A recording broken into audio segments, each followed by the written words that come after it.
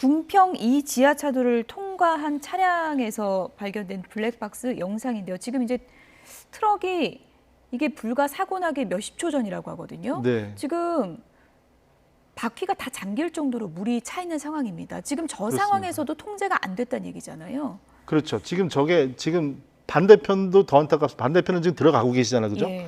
그리고 지금 저 블랙박스 영상이 한 40초 정도 분량이 되는데 예. 지금 제일 깊은 항아리처럼 움푹 패인 깊은 곳을 지나서 나오는 쪽에서 물이 쓸려 들어오는 게 처음 보이죠. 아, 그렇죠. 그렇죠. 저 상태에서 예. 저기 실제 한 410m, 20m 정도 출구가 된다고 합니다. 예. 그럼 저 상태에서 저 앞에까지가 한 150m, 200m가 되는데 그 사이에서 차량 이동이 불가능할 정도로 물이 쓸려 넘어오고 있는 거죠. 네, 그런 상태가. 저 정도면은 운전을 하고 가도 차가 뒤로 좀 밀릴 수 있는 상황인 건가요?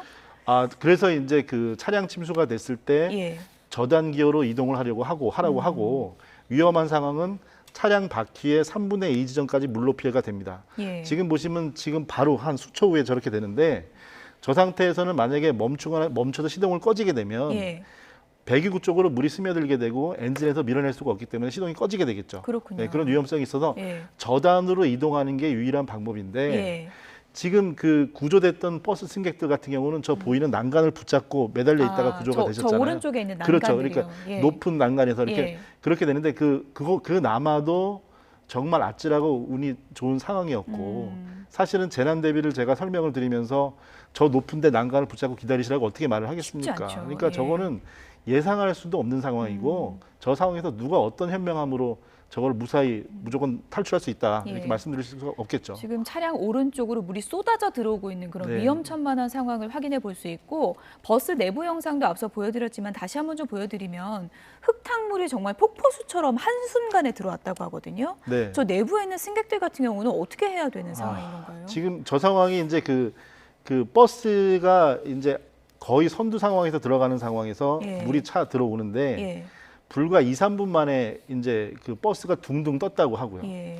그 버스 기사님께서 이제 일어나서 창문을 깨면서 탈출을 이제 지시하셨다고 리딩하셨다고 하는데 예. 그러면 저기 이제 전기차 버스거든요. 그러면 상황적으로 볼 때 전기 장치가 벌써 그 상황에서 망가진 게 되겠죠. 그럼 출입문이 안 열리는 출입문이 안 상황이니까. 열린 상황인 거라고 저도 예상을 합니다. 왜냐하면 예. 이제 그쪽으로 피난 유도를 안 하시고 예. 전복이 된 상황은 아닌데 예. 창문을 깨고 탈출하라고 하신 걸 봐서는 뭐 이것도 유치이긴 하지만 예. 자 그런 상황에서 버스든 승용차건 우리 자신을 비오거나 교통에서 보호하는 수단이지만 저렇게 물이 차오르는 고립된 상태에서는 우리를 속박하는 수단이 되거든요. 아, 그렇군요. 그래서 정말 위험한 상황이긴 하지만 저렇게 밀려드는 상황에서는 신속하게 밀려드는 반대 방향으로 대피하시는 게 사실은 맞습니다.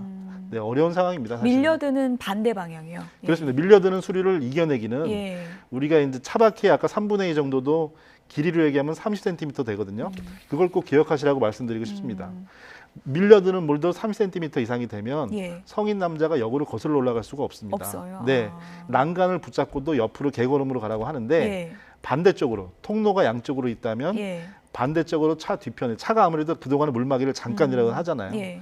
후진을 할 수는 없는 상황이니까 물의 뒤에- 흐름을 이길 수는 없다는 말씀이시죠. 그렇습니다. 그 상황이 네, 되면. 그 상황에서는 예. 반대 방향으로 가는 것이 그나마 안전한 방향 선택이 되시겠죠. 저 상황에서 지금 알려진 내용에 따르면 여성분들 저 창문을 좀 깨기 위해서 두드렸는데 또 창문도 잘 안 깨지고 그런 상황이잖아요. 네. 차량에 망치 같은 그런 뭐 장치가 좀 마련돼 있을 필요가 있습니다. 있는 건가요? 있습니다. 예. 그 지금 그 관광버스 그 고속도로 화재 사고 이후에 예. 한 4개 정도밖에 없던 안전망치를 지금 대부분의 버스에서는 지금 전부 다 그 기둥마다 비치를 하고 있고요. 예.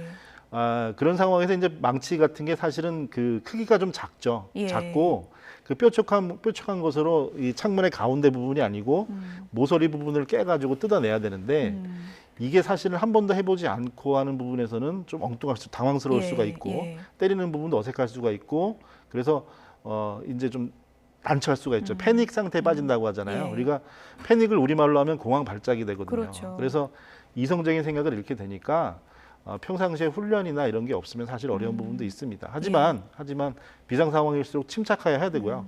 고립된 상태도 문이 안 열린다면 창문을 깨고 나와야 되는 건 분명히 맞습니다. 그러니까 기상이변 때문에 언제 어디서든 이런 사고를 당할 수도 있는데 앞서 말씀해 주신 얘기를 들으니까 더 걱정이 되는 게 최근에 전기차 타는 분들 많잖아요. 네, 그렇습니다. 전기차 타는 분들 같은 경우에는 차에 물이 넘칠 경우에 시스템이 아예 작동을 안 했기 때문에 더 위험할 수 있을 것 같은데 네. 30cm 물이 넘는다면 바로 차 문을 열고 좀 대피를 하는 게 맞는 건가요?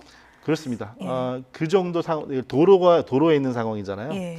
도로에서 물이 고이고 그 물이 더군다나 갓에서 중앙선까지 이렇게 잠겨 있는 상태라면 그건 일단은 비정상입니다. 비정상이군요. 도로의 예. 배수 성능이 마비가 된 거죠. 예. 그 상황에서 유입이 계속된다고 보면 이건 언제까지 더 위험해질 수 없는 상황이기 때문에 차는 버리는 게 맞습니다. 그리고 전기차라서 더 위험한 건 아니고 일반 엔진 자동차도 마찬가지입니다. 전기 장치로 시동이 이루어지고 배기구가 있기 때문에 잠긴 상태에서 일단 움직일 수 없는 상태가 되면 속박이 된다는 부분. 그래서 창문을 깨고 썬루프가 있는 차량 같은 건 썬루프를 여시고요. 그때는 차를 버리는 거기 때문에 차가 젖는 거는 신경 쓰시면 안 되겠죠. 그래서 대피를 우선 생각하는 게 최우선입니다. 네.